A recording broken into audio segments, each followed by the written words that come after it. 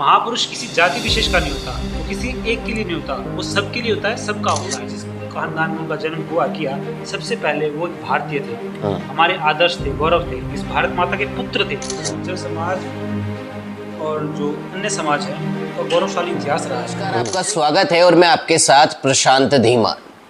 लगातार भारत देश के अंदर चुनाव होते हैं और चुनावों में जाति संप्रदाय देखा जाता है। वहीं देश के अंदर अगर बात की जाए तो महापुरुषों को भी जातियों में बांट दिया जाता है। आप देखेंगे, अगर गुर्जर समाज की बात करें, राजपूत समाज की बात करें, जाट समाज की बात करें, तो मिहिर भोज को लेकर के लगातार विवाद चलता रहता है कि ये किस समाज के थे। लगातार पृथ्वीराज चौहान को लेकर के विवाद चलता रहता है। लगातार महाराणा प्रताप को लेकर के विवाद चलता रहता है। यहाँ तक कि श्री राम और अन्य कई ऐसे बड़े नाम, श्री कृष्ण, इनको लेकर भी विवाद चलता रहता है कि वो हमारी जाति के थे, हमारे कुल के थे, हमारे मजहब के थे। लेकिन इसी बीच भारत का जो नुकसान होता है अंतर्राष्ट्रीय स्तर पर, भारत की भूमिका को जो नुकसान होता है, भारत के इतिहास को जो नुकसान होता है, भारत की संस्कृति को जो नुकसान होता है, उसको हम अनदेखा कर देते हैं। अब मेरे साथ आज मौजूद हैं स्वामी वैदिक देव जी। स्वामी वैदिक जी जो कि रामदेव जी के शिष्य हैं और उनके साथ कई कार्यों में रहे हैं।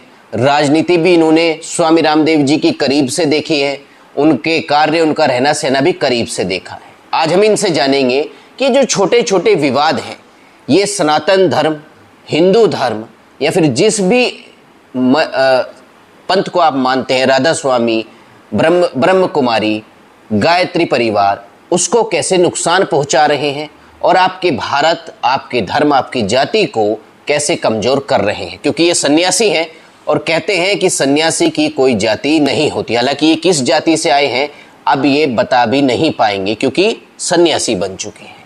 तो इन्हीं से जानेंगे क्योंकि राष्ट्रीय स्तर पर कार्य करते हैं। तो स्वामी जी, बहुत बहुत स्वागत है आपका। पहले तो बहुत बहुत धन्यवाद प्रशांत जी। हाँ जी स्वामी जी, मेरा पहला प्रश्न आपसे यही है जी कि जिनके बारे में आप लोगों ने पढ़ा है, आपने भी पढ़ा होगा, जी जी बिल्कुल, है ना, बिल्कुल। उनको आज जो जातियों में बांटा जा रहा है कि ये गुर्जर थे, राजपूत थे, जाट थे, जी। क्या लगता है आपको कितना बड़ा नुकसान है भारत के भविष्य के लिए? क्योंकि आप स्वामी रामदेव के साथ रहते हैं, जी, जी। तो क्या लगता है आपको? वहाँ पर भी आप राजनीति भी बहुत करीब से देख रहे हैं। जी, ये बहुत अच्छा विषय है और बहुत महत्वपूर्ण विषय है जो आपने रखा किया है कि जात पात, धर्म, मत, पंथ, संप्रदाय आदि में लोग बटे हुए हैं। देखिए, ऐसा पहले नहीं था, पूर्व काल में ऐसा नहीं था। पूर्व काल में लोगों को उनके जन्म के आधार पे नहीं, कर्म के आधार पे वर्गीकृत किया जाता था। कर्म के आधार पे? जी जी। शास्त्रों में लिखा है, जन्मते जायते शूद्र है, जन्म से सभी शूद्र हैं। और शूद्र का अर्थ कोई नीच अर्थ में नहीं है। शूद्र वो है जो शुद्धता दे। जन्म से सभी शूद्र हैं। पढ़ लिख करके ही, शिक्षा से ही कोई व्यक्ति विद्वान होता है, उसका नया जन्म होता है, तभी उसको द्विज कहा जाता है। द्विज यानी दूसरा जन्म प्राप्त करने वाला, वो गुरु के माध्यम से होता है। एक जन्म हमें माता पिता से मिलता है, दूसरा जन्म हमें गुरु से मिलता है। और जो बात आपने जात पात, ये जो आपने विषय रखा, उसमें पहले ऐसा नहीं था। उसमें पहले वर्गीकृत किया था ब्राह्मण, क्षत्रिय, वैश्य, शूद्र, ये वर्ण व्यवस्था थी। और आश्रम व्यवस्था थी, ब्रह्मचर्य, गृहस्थ, वानप्रस्थ और संन्यास। पहले इस तरीके से समाज को देखा जाता था। जो जैसा कर्म करता था उसको उस संबोधन से जाना जाता था। कोई सुनार का कार्य करता तो वो सुनार कह दिया गया, जो लोहे का काम करता उसको लोहार कह दिया गया, एक पहचान के लिए कि ये व्यक्ति इस कार्य क्षेत्र में लगा हुआ है। जैसे जो आपने जाटों का, गुजरों का, यादवों का जो विषय रखा किया कि ये एक हमारे गौरव का विषय होना चाहिए। जो हमारे ऋषि मुनि महर्षि हुए किए, हम उस परंपरा से आते हैं, ये सम्मान का विषय होना चाहिए, विवाद का विषय नहीं। लेकिन अब तो विवाद का विषय है ना। जी, कहते कृष्ण जी यादव थे। बिल्कुल बिल्कुल। इसके पीछे क्या कृष्ण तो सबके थे ना? जी बिल्कुल बिल्कुल।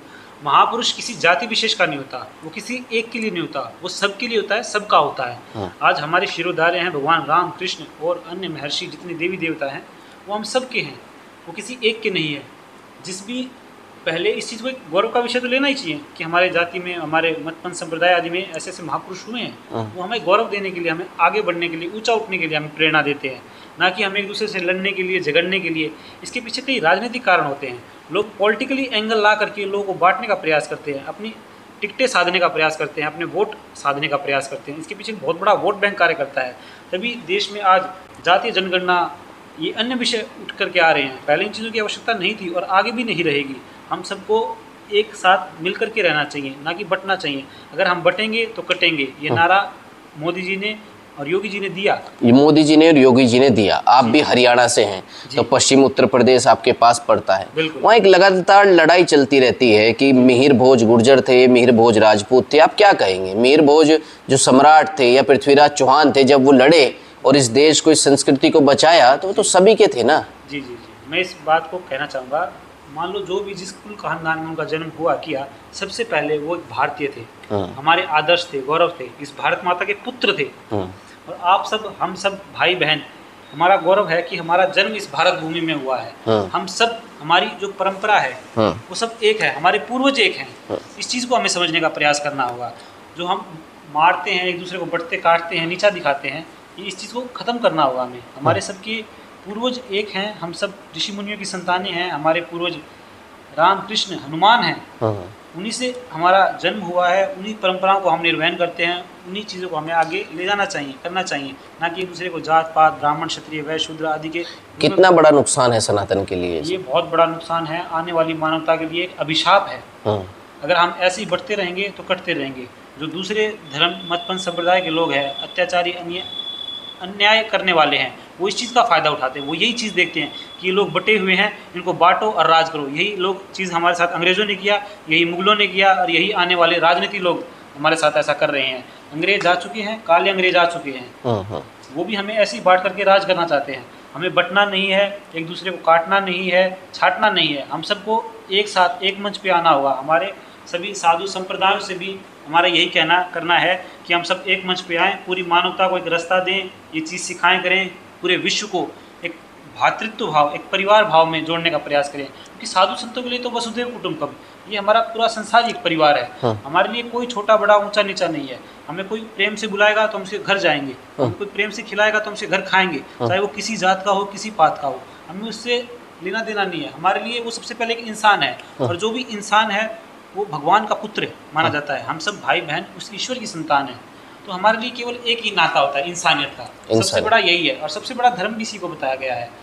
हमारे मानव धर्म, जैसे हम कहते हैं, जब हम जयकारा लगाते हैं, सत्य सनातन वैदिक धर्म की जय। वैदिक धर्म क्या है? वैदिक सिद्धांतों पर टिका हुआ यम, नियम, आसन, प्राणायाम, जो हमारे अष्टांग योग। अपने महापुरुषों को, मैं आपको बीच में रोकूंगा, अपने महापुरुषों को जाति में बांटना बहुत कितना सही, बहुत गलत। राम तक, श्री राम तक की जाति निकाल दी जाती है। जी जी जी, ये संकीर्ण मानसिकता के लोग होते हैं जो हमारे महापुरुषों को जाति पाति इन चीज़ों में बांटते करते हैं। महापुरुष सबके होते हैं, सबके लिए होते हैं। उन्होंने किसी एक जाति पाति के लिए कार्य नहीं किया। जब महाराज रामचंद्र जी का वनवास हुआ तो वो सब लोगों से मिले, शबरी से मिले, जिसको कहा जाता है कि नीच कुल खानदान की वो औरत थी, शबरी, शूद्र माना गया। उसके हाथ का भोजन जब भगवान ने पाया किया तो उसको कितना सम्मान दिया, देखिए आप। और भगवान कृष्ण ने जब भोजन प्राप्त किया, ऐसे ऐसे लोगों के साथ वो रहे जिन्हें समाज में आज भी छोटा माना जाता है, उनको उन्होंने सम्मान दिया, उनको ऊपर उठाने का प्रयास किया गया। तो हमें अपने महापुरुषों से सीखना चाहिए। जब उन्होंने भेदभाव नहीं किया तो हम कौन होते करने वाली इस चीज़ को। इन चीज़ों से हमें बचना चाहिए। पूरे समाज को इस चीज़ की तरफ ध्यान देना चाहिए कि हम एक दूसरे को जात पात में एक दूसरे को नीचा दिखाने का प्रयास ना करें, एक दूसरे को साथ लाने का प्रयास करें, एक दूसरे के सहयोगी बने। पहला रिश्ता ही इंसानियत का है, और धर्म ही इंसानियत, मानवता धर्म सबसे बड़ा धर्म है। हम तो ये मानते हैं। और हमारे गुरुजन, हमारी विद्या है, हमारे शास्त्र हैं, वो भी इसी चीज़ को। जब आप संन्यास ग्रहण करते हैं जी जी जी, तो आप जिस भी जाति से होते हैं, क्योंकि हर व्यक्ति कहीं ना कहीं, अगर वर्तमान की बात करें तो किसी न किसी जाति में पैदा हुआ है जी, तो क्या आप लोग भी सनातन की सेवा जाति देख के करते हैं? नहीं, बिल्कुल नहीं। या आप सनातन की सेवा करते हैं? जी, हमारा काम है धर्म। हमें संत सिपाही कहा जाता है। महाराज जी ने हमें उपाधि दी संत सिपाही की, कि आप संत भी हैं और सिपाही भी हैं। एक हाथ में माला, एक हाथ में भाला। आपको धर्म की रक्षा भी करनी है, धर्म को आगे भी बढ़ाना है, और उसको व्यवस्था भी बनानी है। जब हम संन्यास लेते करते हैं तो हमारा पिंडदान किया जाता है, जीते जी मृत्यु। एक तरीके से हम अपने कुल खानदान, जो भी हमारा इतिहास है, उसको नष्ट कर दिया जाता है। एक नया जन्म हमें मिलता है। हम गुरु की कोख से नया जन्म लेते हैं। जो गुरु का परंपरा है, जो गुरु का नाम है, वो हमें मिलता है। अब जैसे हम देव परंपरा से आते हैं, देवों की परंपरा है, तो हमें गुरु जी ने उस परंपरा से गढ़ा किया है, शिक्षा दी की है कि आपको समाज से लेना नहीं देना है। देवो देयात, यानी देव वो हैं जो देते हैं। तो हमें उसी प्रकार से महाराज ने तैयार किया है, शिक्षा दीक्षा दी है। हमारे सभी संत भाई, जो हमारे गुरु भाई बहन हैं, उनको भी इसी प्रकार से तैयार किया गया है कि आपको अपने को जाति पाति, संप्रदाय, किसी प्रांत आदि से आपको जोड़ करके आपको नहीं रखना है। आपको पूरे विश्व को लेकर के चलना है, पूरे विश्व को परिवार मान करके इसमें ये नहीं कि आपको केवल भारतवासियों की सेवा करनी है, आपको पूरे विश्व की सेवा करनी है। उसमें सभी मत पंथ संप्रदाय आ जाते हैं। इस विवाद पर आप क्या कहना चाहेंगे? गुर्जर समाज है, राजपूत समाज है, क्षत्रिय समाज है, देश की सेवा उन्होंने की है, जी बिल्कुल, लड़े हैं, बिल्कुल। क्या कहना चाहेंगे? आज ऐसे दो वर्ग आपस में लड़ते हैं इन चीज़ों को लेकर के। गुर्जर समाज और जो अन्य समाज है उनका गौरवशाली इतिहास रहा है। वो एक हमारे लिए भी गौरव का विषय है कि उन्होंने इस देश के लिए, इस समाज के लिए, हमारे धर्म के लिए प्राण दान किए हैं। वो हमारे शिरोधार्य हैं, गौरव का विषय है। हम उन्हें प्रणाम करते हैं और सभी से ये आग्रह, अनुरोध करते हैं कि हम एक दूसरे को धर्म, मत, पंथ, संप्रदाय, जाति पाति में ना बांटे, क्योंकि ऐसा हमारे महापुरुषों ने भी नहीं किया है। उन्होंने कभी किसी जाति पाति के लिए युद्ध नहीं किया है। उन्होंने किसी धर्म विशेष के लिए युद्ध नहीं किया है, किसी व्यक्ति विशेष के लिए युद्ध नहीं किया है, न किसी संप्रदाय विशेष के लिए युद्ध किया है। उन्होंने युद्ध किया है मानवता के लिए। मानवता बची रहेगी तो हम सब बचे रहेंगे। अगर हम जाति पाति में बटेंगे तो कटेंगे, जाति पाति में बटेंगे तो कटेंगे। तो ये थे स्वामी वैदिक देव जी, जिन्होंने बताया कि वो सम्राट मिहिर भोज हों, पृथ्वीराज चौहान हो या महाराणा प्रताप, इनको बांटना यानी सनातन को काटना। फिलहाल इस वीडियो में बस इतना ही। नमस्कार।